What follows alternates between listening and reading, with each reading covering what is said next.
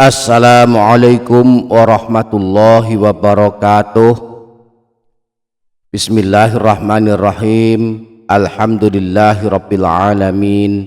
Allahumma sholli ala sayyidina Muhammad wa ala ali sayyidina Muhammad. Amma ba'du, para sahabat channel YouTube Doa 2 Menit. Surah apakah yang dianjurkan dibaca setelah membaca surah Al-Fatihah ketika menunaikan sholat fardu maghrib? Bolehkah hanya membaca surah pendek seperti surah Al-Ikhlas?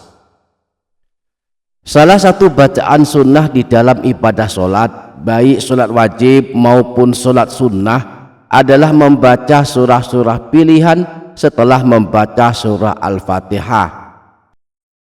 Menurut para ulama, diperbolehkan membaca surah apa saja, meskipun hanya surah-surah pendek seperti surah Al-Ikhlas atau surah Al-Kautsar. Meskipun diperbolehkan membaca surah apa saja, namun Rasulullah Shallallahu Alaihi Wasallam memberikan teladan surah apa saja yang beliau baca saat menunaikan ibadah sholat setelah membaca surah Al-Fatihah. Setelah membaca surah Al-Fatihah pada rakaat pertama dan rakaat kedua sholat wajib 5 waktu, beliau membaca beberapa surah pilihan yang berbeda untuk setiap waktu sholat. Surah yang beliau baca pada sholat subuh berbeda dengan surah yang beliau baca pada sholat zuhur, sholat asar, sholat maghrib, dan sholat isya. Ini menunjukkan bahwa Rasulullah memiliki perhatian yang istimewa tentang pilihan surah-surah yang dibaca setelah membaca surah Al-Fatihah di dalam ibadah sholat beliau, meski membaca surah pilihan setelah surah Al-Fatihah hukumnya hanya sunnah saja. Imam Nawawi rahimahullah di dalam kitab beliau Al-Azkar An-Nawawiyah menjelaskan pembagian surah-surah yang sunnah dibaca setelah membaca surah Al-Fatihah di dalam ibadah sholat.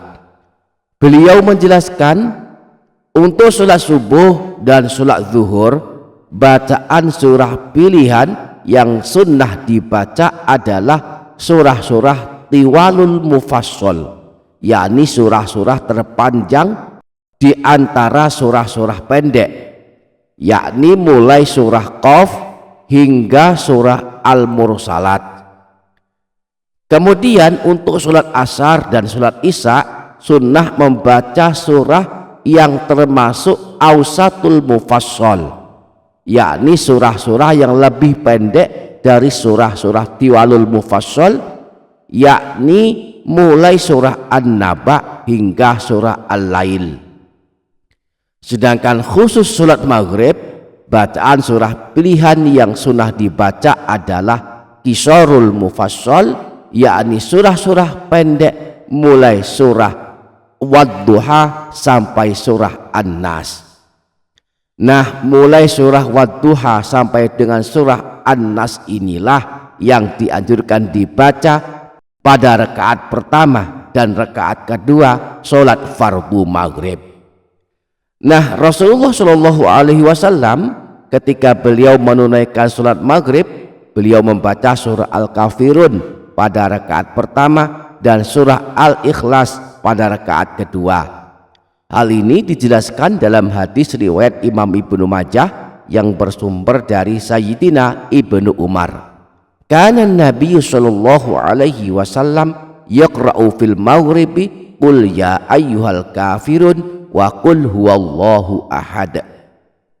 Bahwa Rasulullah ketika menunaikan sholat maghrib, beliau membaca surah Al-Kafirun dan surah Al-Ikhlas. Tetapi di dalam beberapa hadis yang lain, Rasulullah juga membaca surah-surah yang lebih panjang seperti surah At-Tur pada sholat maghrib, sebagaimana disebutkan dalam hadis riwayat Imam Muslim yang bersumber dari Sayyidina Jubair bin Mut'im dari ayahnya beliau berkata, sami'tu Rasulullah sallallahu alaihi wasallam yaqra'u bit-turi fil maghribi.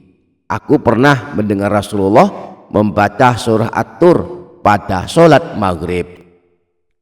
Di samping itu Rasulullah juga pernah membaca surah Al-Mursalat dan surah Al-A'raf dalam sholat maghrib yang beliau lakukan.